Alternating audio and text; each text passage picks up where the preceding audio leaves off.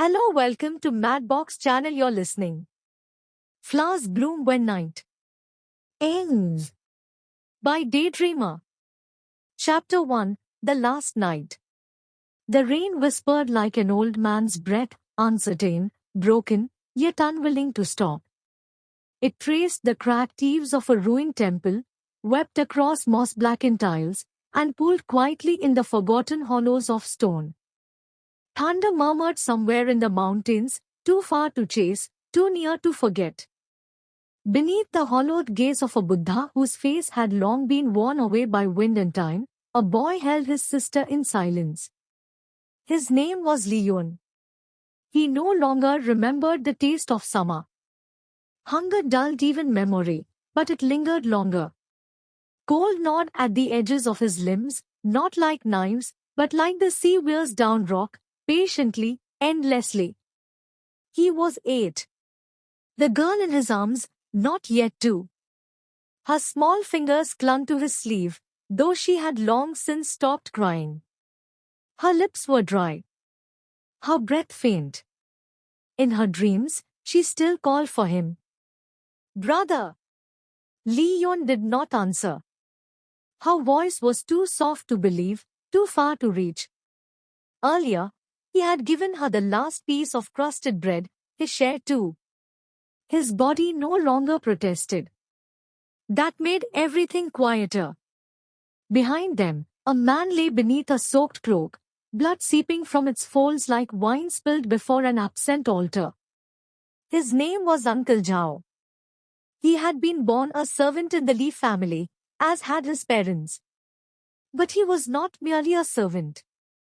He was family. When Leon's father rose to lead the Pingyao escort agency, Zhao remained at his side, not as sword, but as shield. As shadow. He held no rank. Claimed no title.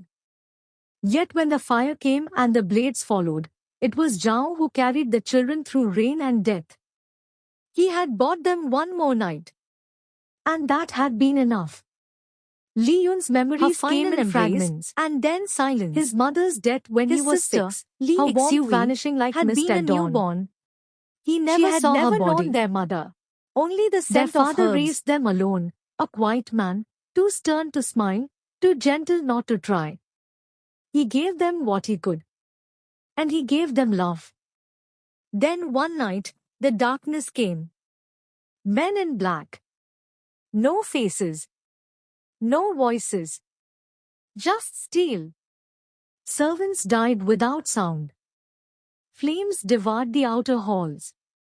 Screams rang like temple bells. Amidst it all, his father gave Zhao his children and whispered only 3 words. "Take them." Live. And then, fire. Lightning. The road. Rain. Now, there was only silence. His father's fate remained unknown. Zhao had not woken since they fled. And Li Xui was slipping from his arms, inch by inch. "I will return soon," Li Yun said. His voice did not tremble. Not because he was brave, but because fear had already passed. "Don't sleep too deeply. You must wake. To eat." She did not stir. He rose, slow and stiff. One hand steadied against the temple wall. The stone met his palm like an old truth, cold, unchanging, real. Outside, the world remained. Rain fell in grey veils. The sky hung low, thick and silent. Water pooled in the alleys, reflecting a city that no longer remembered kindness. He knocked on doors. 1, 2, 3. No answer. "Please," he murmured. "Food. For my sister." His voice was too soft for notice. Too human for pity. From the shadows, laughter answered. "Well, well," said a voice, thick with wine. "The little rat still breathes. Didn't he bleed out last night?" They struck him, not in anger, but in sport. Not to kill, but to remind. Pain returned like memory. Leon did not cry out. He had already forgotten how. When they left, he crawled through the mud, breath shallow. He smelled meat, faint, warm. Somewhere ahead. He followed the scent like a dying man follows dreams. At the edge of the night market, beneath a faded red parasol, a woman sat behind a stall. She did not ask questions. She handed him a bun, still warm. She looked away. Just like that. As if she saw children like him every day. But for Li Yuan, it was the first time. He bowed once. Too slowly. Too deeply. And turned. The rain followed him like a second skin. He returned as dawn broke. Inside the temple, even the wine had fallen silent. He knelt beside his sister. Broke the bun into pieces. Pressed each gently to her lips. She swallowed. She smiled, just barely. He watched her sleep again. Then leaned back against the wall. The ache in his body had quieted. Or perhaps it had grown too loud to hear. His eyes dimmed. His breath slowed. And then, silence. Dash. A wind crossed the spine of the mountains. It smelled faintly of snow. And something older still. He stood beneath unfamiliar stars, in a body both young and weary. His hands were small. His breath light. He blinked. And the world shifted. There had been no thunder. No divine light. No ghostly voice. Only this. A leaf falls. A soul crosses. No one notices. In his former life, he had not been called Li Yuan. That world had smelled of antiseptic and iron. Of sirens and smoke. It ended in a burst of motion, a scream, a crash, and a choice made too late. He had died trying to protect something fragile.